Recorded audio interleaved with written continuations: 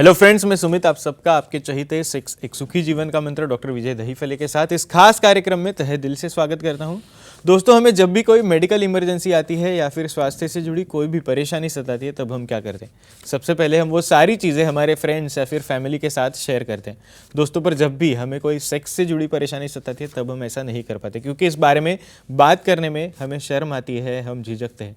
दोस्तों, अब शर्माने की और झिझकने की बिल्कुल ज़रूरत नहीं, क्योंकि डॉक्टर विजय दहीफले आपके सारे सेक्स रिलेटेड सवालों के बहुत ही पॉजिटिव तरीके से जवाब देंगे। शो को शुरुआत करते हैं, पर शो को शुरुआत करने से पहले जानते हैं डॉक्टर विजय दहीफले इनके बारे में। डॉक्टर विजय दहीफले ये सेक्सोलॉजिस्ट, यूरोलॉजिस्ट और एंड्रोलॉजिस्ट है। डॉक्टर के क्लिनिक औरंगाबाद, हैदराबाद, दिल्ली में द्वारका, पुणे, नवी मुंबई में नेरुल, दादर, अंधेरी, कल्याण, नासिक, अहमदाबाद और दुबई में है। डॉक्टर विजय दहीफले का भारत एवं अन्य देशों में कॉन्फ्रेंसेस और सेमिनार के लिए आना जाना रहता है, जिसमें डॉक्टर सेक्स रिलेटेड सलाह मशवरा करते रहते हैं। चलिए दोस्तों, आपको डॉक्टर साहब के क्लिनिक्स के बारे में तो पता चल ही गया है। शो को शुरुआत करते हैं, पर शो को शुरुआत करने से पहले ही आपको एक खुशखबरी देना चाहता हूं। डॉक्टर साहब का रिसेंटली साउथ मुंबई में, दक्षिण मुंबई में कुलाबा में नया सेंटर शुरू हुआ है, तो डेफिनेटली आप कुलाबा सेंटर में जाके सर की अपॉइंटमेंट लेके बहुत ही पॉजिटिव कंसल्टेशन ज़रूर पा सकते हो। फिलहाल शो को शुरुआत करते हैं। सर हमारे साथ है। Sir, welcome to the show. नमस्ते सर, हम बात कर रहे हैं सेक्सुअल डिस्फंक्शन के बारे में, और सर आप जब भी ये टॉपिक सिलेक्ट करते हो तो उसके पीछे एक स्पेसिफिक थॉट होता है कि पब्लिक की डिमांड क्या है, ये आप हमेशा जानते हो, और उसी सिलसिले में सारे ये टॉपिक लिए जाते हैं। आपके व्हाट्सएप के ऊपर बहुत सारे सवाल रिपीटेडली आते हैं, ईमेल के ऊपर बहुत सारे सवाल रिपीटेडली आते हैं। हमें भी जब ये वीडियोस हम फेसबुक हो या फिर यूट्यूब हो उसके ज़रिए शेयर करते हैं, तो लोगों के कमेंट्स आते हैं, वो आप पढ़ के पब्लिक की डिमांड जान के हमेशा लोगों को मार्गदर्शन करना पसंद करते हो। तो ऐसे ही आज आपने एक बहुत ही अहम टॉपिक सिलेक्ट किया है, जो है सेक्सुअल डिस्फंक्शन और सीमेन टेस्टिंग के बारे में। तो सर, एक सबसे पहले बहुत अहम सवाल आपसे पूछना चाहूँगा। एक आम तौर पर अगर धातु का सही रिपोर्ट जिसे जानना चाहते हैं, तो उन्हें कितने सैंपल्स देने ज़रूरी होते, थोड़ा प्लीज़ उसके बारे में हमें बताइए। Surely. Yes sir. Sumit ji, यहाँ पे जो सीरीज चल रही है सेक्स एजुकेशन, सेक्सुअल अवेयरनेस और सेक्सुअल सेफ्टी, इसके अंतर्गत हम साइंटिफिक इंफॉर्मेशन ले रहे हैं। सेक्सुअल डिस्फंक्शन की लिंग के विभिन्न आकार है, योनि के विभिन्न आकार है। यहाँ पे आज सीमेन के बारे में हम जानकारी ले रहे हैं। स्पेशली ये जानकारी हम दे रहे हैं एक फ्रेम के अंदर, time, place, person, condition, culture, safety और कंसेंटिंग, अपना ओन और नॉन पार्टनर के साथ ही आजमाना है। जब सीमेन टेस्ट हम एक बार रिपोर्ट करते हैं, उसी के ऊपर फाइनल डिसीजन नहीं होता है, क्योंकि हर एक सेकंड में 1500 से ज़्यादा स्पर्म तैयार होते रहते हैं। कम से कम नॉर्मल रिपोर्ट डिक्लेयर करने के लिए या एबनॉर्मल रिपोर्ट डिक्लेयर करने के लिए मिनिमम 2 या 3 बार रिपोर्ट करना है। और ये रिपोर्ट जो है कम से कम 2 या 3 हफ्ते का गैप देखे, और 2 या 3 महीने तक ये करने के बाद ही हम वो एनालिसिस पे आ सकते हैं कि वो रिपोर्ट नॉर्मल है या नहीं है। क्योंकि ये जो साइकिल रहता है, DI विनिंग का साइकिल है, टेस्टोस्टेरोन रिलीज का साइकिल है, वो हिसाब से उसका काउंट एक कम ज़्यादा होते रहता है। तो इसलिए 2 या 3 बार रिपीट करोगे तो आपको रियल रिपोर्ट क्या है वो मिलेगा। डेफिनेटली सर, जैसे कि आपने अभी बताया कि 2 या 3 बार ये रिपोर्ट देना चाहिए, फिर ही समझता है कि नॉर्मल है क्या है, नॉर्मल है। तो सर, एक आम तौर पर एक नॉर्मल काउंट क्या होता है, प्लीज थोड़ा उसके बारे में। ये भी मालूम होना जरूरी है। बेसिकली 15 मिलियन से लेके पर मिलीलीटर ऑफ सीमेन का, तो 200 मिलीलीटर, 200 मिलियंस पर मिलीलीटर, सो ये रेंज है। 15 मिलियंस के नीचे आप आ जाओगे तो ऐसे केसेस में उसे हम एबनॉर्मल कहते हैं। उसमें और क्या क्या प्रकार है हम और देखने वाले हैं। डेफिनेटली सर, आगे मैं क्वेश्चन आंसर आपको डेफिनेटली पूछना चाहूँगा, पर एक दर्शक का कॉल आया है हैदराबाद से, दामोदर जी हमारे साथ जुड़ गए, क्या हम ले सकते हैं? श्योर, ले लो सर। आपका सवाल पूछे, आपका फोन कनेक्ट हुआ है। हेलो जी बोलिए।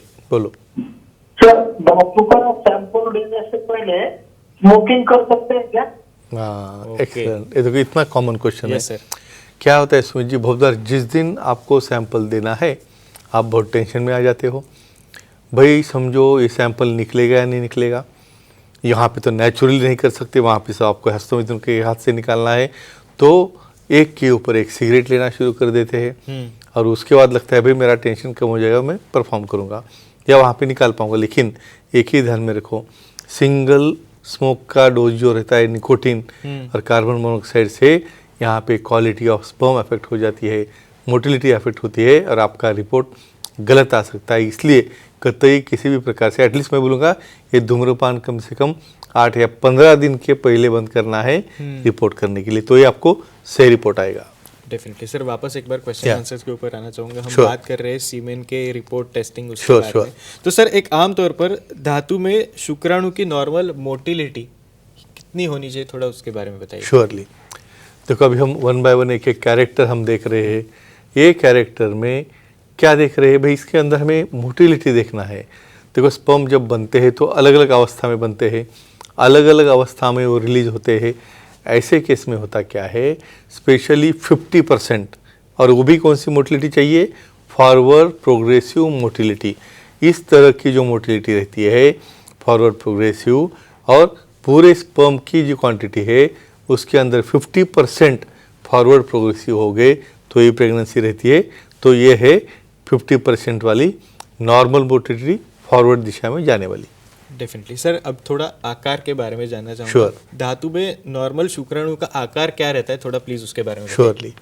रूटीनली क्या रहता है इसमें, नॉर्मल स्पर्म क्या होता है, नॉर्मल स्पर्म में हेड है, उसकी एक एग्रोसोम बोल के सामने एक टिप रहता है, उसे नेक है, उसे टेल है।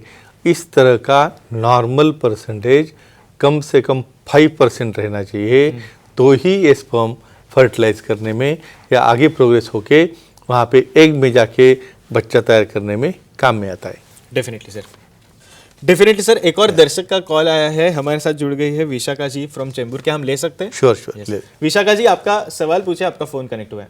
नमस्ते सर। हाँ नमस्ते जी, बोलो। सर, पुरुष नसबंदी की हो तो उसे खोल सकते हैं क्या, और बच्चा हो सकता है क्या? या ओके, बहुत एक्सेलेंट सवाल है सुमित जी जी। बेसिकली अब धातु के ऊपर हम जब बात कर रहे हैं, बहुत बार फैमिली प्लानिंग सिर्फ फीमेल में नहीं होता है, मेल में भी होता है। जब उसका वासेक्टोमी, उसको नसबंदी बोलते हैं, समझो की है, और कुछ कारणवश आपको और बच्चा चाहिए। बहुत बार क्या होता है, कुछ बच्चे की डेथ हो गई या कुछ एबनॉर्मल हो गया तो हमें उसे रीजॉइन करना है। तो माइक्रो सर्जरी से, सेक्सोलॉजिस्ट, यूरोलॉजिस्ट, एंडोलॉजिस्ट के हाथ से उसे हम रीजॉइन कर सकते हैं। और बहुत लोगों को डाउट रहता है, ऐसा रीजॉइन करने से बाद में बच्चा होगा क्या? श्योरली बच्चा होता है, और उसके अंदर नॉर्मल क्वालिटी के स्पर्म मिलते हैं, और उसी के साथ किसी भी प्रकार का जेनेटिक या क्रोमोसोमल एबनॉर्मलिटी, क्योंकि ये डाउट रहता है लोगों का, ये इसमें नहीं आती है। तो श्योरली वासेक्टोमी रिवर्सल होता है, नसबंदी रिवर्स होती है, और उससे नॉर्मल बच्चा बाद में पैदा हो सकता है। डेफिनेटली सर, हम बात कर रहे हैं सीमेंट टेस्ट Sure, और sure. कमजोरी, इसके सिलसिले में और आगे बढ़ना चाहूँगा। और भी कुछ सवाल मेरे पास है सर। धातु का नॉर्मल वॉल्यूम ये कितना होता है, प्लीज उसके बारे में बताइए। यस, आपको लगता होता बहुत सिंपल सवाल है। ये देखो, इजैकुलेशन होने के बाद बहुत बार मास्टरबेशन से हम टेस्ट लैब में करते हैं, तो मिनिमम 1.5 ml टू 2 ml एक क्वांटिटी रहती है। किसी भी कारणवश 1-2 ड्रॉप हो गए, है बहुत ही लिक्विड आ रहा है, या इतनी क्वांटिटी आपको नहीं मिल रही है, तो कहाँ तो भी उसका जो प्रोडक्शन रहता है सेमानिकल वेसिकल में, वहाँ पे प्रोस्टैटिक सीक्रेशन जो रहते हैं, वहाँ पे कुछ भी प्रॉब्लम रह सकता है। ट्रांसरेक्टल अल्ट्रासाउंड करके हम ये देख सकते हैं कि भाई वॉल्यूम क्यों आ रहा है, वहाँ पे कोई एब्सेंट तो वाज डिफरेंस नहीं है, या वहाँ पे कोई एब्सेंट या ब्लॉक है सेमानिकल वेसिकल में, ये ध्यान में आता है तो 1.5 ml से 2 ml नॉर्मल होता है। डेफिनेटली सर, एक आखिरी सवाल आपसे करना चाहूँगा, बहुत अहम सवाल है सर। हम बात कर रहे हैं धातु के बारे में, तो धातु का नॉर्मल पीएच ये कितना होता है, थोड़ा प्लीज उसके बारे में बताइए। हर एक चीज़ को पीएच रहती है 7.5 से 8। ये जो पीएच है, स्पेशली अल्कलाइन पीएच, इसे नॉर्मल कहा जाता है। ये पीएच क्यों रहती है अल्कलाइन? भाई हमें न्यूट्रिशन करना है स्पर्म को, हमें उसे जीवित रखना है स्पर्म को, उसे कंडक्ट करके लेके जाना है वो हम तक फर्टिलाइज करके बच्चा होने के लिए। किसी भी कारण समझो पीएच एसिडिक हो गई, नीचे आ गई, या ज़्यादा अल्कलाइन हो गई, तो इसका इफेक्ट फर्टिलिटी में होता है, क्वालिटी ऑफ स्पर्म में होता है, और बहुत बार इसकी वजह से भी इनफर्टिलिटी आ सकती है। तो फ्रेंड्स एक ही कहूँगा, अपना नॉर्मल स्पर्म काउंट, अपनी नॉर्मल क्वालिटी, इसको मेंटेन रखने के लिए एटलीस्ट 2 या 3 महीने के फ़र्क से डिस्टेंस से उसका एनालिसिस करे, और डेफिनेटली अपना प्रेगनेंसी होने के लिए जो लैंगिक आपका लाइफ है, जो फर्टिलिटी होने के लिए जो वंध्यत्व है, उसके ऊपर हमें बात करने के लिए ये काउंट नॉर्मल रहना बहुत ज़रूरी है। Definitely sir, thank you so much. Yeah. आपने सारी चीज़ें हमारे साथ बहुत ही पॉजिटिवली शेयर Yeah. की, पर सर समय की थोड़ी सी चलिए। पाबंदी, इसलिए आज के एपिसोड में हमें यहीं पे रुकना पड़ रहा है। पर दर्शकों, आप भी डॉक्टर साहब की सलाह ले सकते हो। आपके स्क्रीन पे जो कॉन्टैक्ट डिटेल्स आप देख रहे हो उसके जरिए आप सर की अपॉइंटमेंट ले सकते हो। और आपके लिए खुशखबरी ऐसी है कि डॉक्टर साहब का रिसेंटली साउथ मुंबई में, दक्षिण मुंबई में कुलाबा में नया सेंटर शुरू हुआ है। तो डेफिनेटली आप कुलाबा सेंटर में जाके सर की अपॉइंटमेंट लेके बहुत ही पॉजिटिव तरीके से सर का कंसल्टेशन ज़रूर पा सकते हो।